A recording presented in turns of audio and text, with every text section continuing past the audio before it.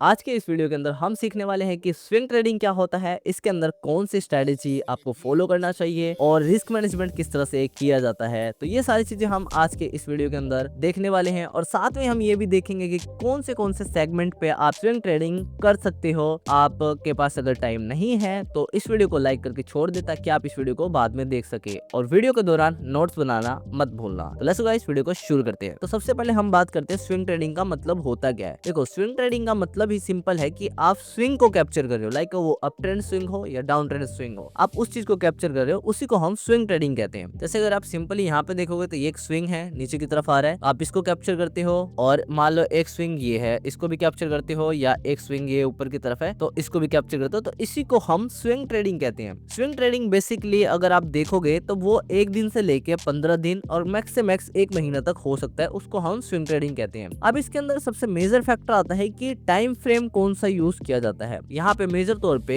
Weekly time frame का use होता है फॉर ट्रेंड के डायरेक्शन देखने के लिए कि मार्केट किस ट्रेंड में है, बुलिश बेरिश साइडवेज। उसके बाद डेली टाइम फ्रेम होता है उसका सपोर्ट एंड रेजिस्टेंस देखने के लिए कि कहाँ पे मार्केट का मेजर सपोर्ट है, कहाँ पे रेजिस्टेंस है। और हम आवरली टाइम फ्रेम का यूज करते हैं एग्जीक्यूशन के लिए कई बार, तो उस चीज का आप यूज कर सकते हो, आवरली टाइम फ्रेम का यूज करके एग्जीक्यूट कर सकते हो। कौन से सेगमेंट के अंदर हम ये चीज एग्जीक्यूट कर सकते हैं? कमोडिटी, आपको इक्विटी और future and option, currency, basically 4 he option है, तो आपको 4 ऑप्शन मिलते हैं मार्केट के अंदर सेगमेंट के लिए। स्विंग ट्रेडिंग आप इन चारों पे कर सकते हो। इस वीडियो के अंदर सिर्फ 2 पे फोकस करेंगे, इक्विटी और फ्यूचर्स। इक्विटी के अंदर आप स्विंग ट्रेडिंग के अंदर सिर्फ आप बाय कर सकते हो, मतलब लॉन्ग कर सकते हो कि मार्केट मान लो यहाँ पे इस पॉइंट पे मार्केट सपोर्ट पे आया तो आप सिर्फ यहाँ पे आप इसमें लॉन्ग कर सकते हो, बस शॉर्ट नहीं कर सकते आप इक्विटी। सिर्फ फ्यूचर्स के अंदर आप बाय और सेल दोनों कर सकते हो, ठीक है। तो यहाँ पे अगर हम फ्यूचर की बात करें तो यहाँ पे आप सेल भी कर सकते हो, जैसे यहाँ पे फॉल डाउन हुआ था तो आप यहाँ पे सेल भी कर सकते हो। अब बात आती है कि स्ट्रेटेजी कौन सी अप्लाई करेंगे। इंडिकेटर के सेक्शन में जाना है, वहां पे आपको बीबी टाइप करना है और बोलिंजर बैंड लिखा होगा, आप उसके ऊपर क्लिक करना है तो वो कुछ इस तरह का बैंड मिलेगा देखने को। अब इसके अंदर होता क्या है, बोलिंजर बैंड के अंदर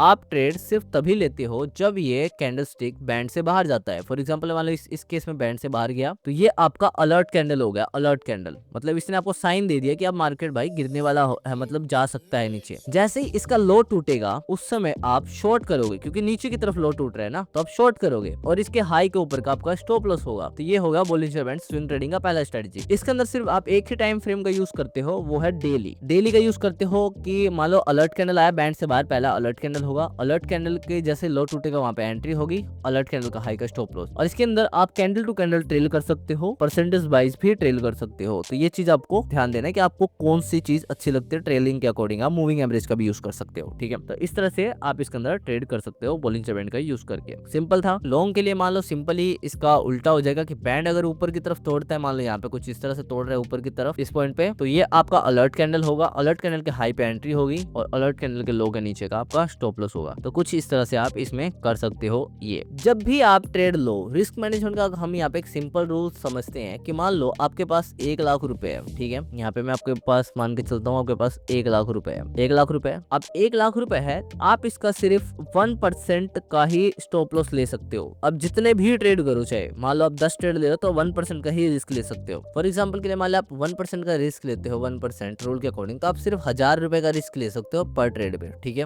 अब 1000 रुपए का रिस्क पे मान के चलो कि आपका स्टॉप लॉस भी हिट होंगे, मैं ऐसा नहीं कहता स्टॉप लॉस नहीं हिट होंगे, लेकिन आप फिर भी विनिंग में रहोगे। फॉर एग्जाम्पल के लिए कि मान लो आप 1000 रुपए का पर ट्रेड पे रिस्क लेते हो, आपने 10 ट्रेड लिए, ठीक है, 10 में से 5 हिट हो गए तो आपने लूज किया 5000, 5 के यहाँ पे आपने लूज कर दिया 5 के, ओके। आप उसी की जगह 5 ट्रेड आपकी विनिंग में है, अब वो 1:2 के रेशियो के अकॉर्डिंग है। मतलब मान लो आपने लॉस तो 1000 रुपए के ले रहे हो, लेकिन आप जीत रहे हो तो 2000 रुपए जीत रहे हो या 3000 रुपए जीत रहे हो, तो मैं 1:2 का लेके चलता हूँ। आपके 5 ट्रेड विनिंग में, तो आप यहाँ पे 10,000 रुपए कमाओगे 10 के। लॉस काटने के बाद भी आप 5000 रुपए प्रॉफिट में रहोगे, माइनस अगर 5 के भी कर दोगे तब भी आप 5 के प्रॉफिट में ही रहोगे। इसी रिस्क मैनेजमेंट को फॉलो करना है, 1% रूल। एंड इस तरह की और वीडियोस के लिए चैनल को सब्सक्राइब करना मत भूलना। एंड मिलते हैं हम फिर एक और वीडियो के साथ। Keep running and keep growing.